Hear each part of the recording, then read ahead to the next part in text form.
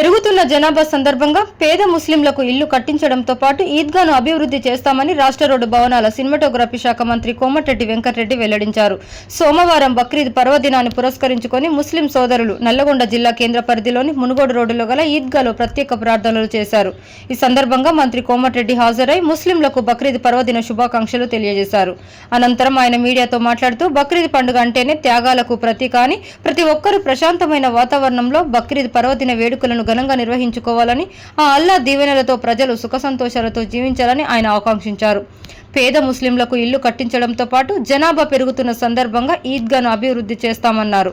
అదేవిధంగా ముస్లింలకు విద్యా ఉద్యోగాలలో రిజర్వేషన్లు కల్పిస్తామన్నారు. ఈ సందర్భంగా ముస్లిం సోదరులకు ఈద్ ముబారక్ తెలియజేసుకుంటూ రాబో కాలంలో ముస్లింల సంక్షేమానికి గతంలో 4% రిజర్వేషన్ తీసుకొచ్చి విద్యా ఉద్యోగాలలో ఏ విధంగా రిజర్వేషన్ ఇచ్చినామో రేపు కట్టే ఇళ్లలో కానీ ఇందిరమ్మ ఇళ్లలో కానీ అవుట్ సోర్సింగ్ ఉద్యోగాలు వచ్చినా అన్నింటిలో కూడా మీ హక్కులను కాపాడుతూ మీకు రక్షణగా ఉంటామని ఈ సందర్భంగా బక్రీద్ శుభాకాంక్షలు.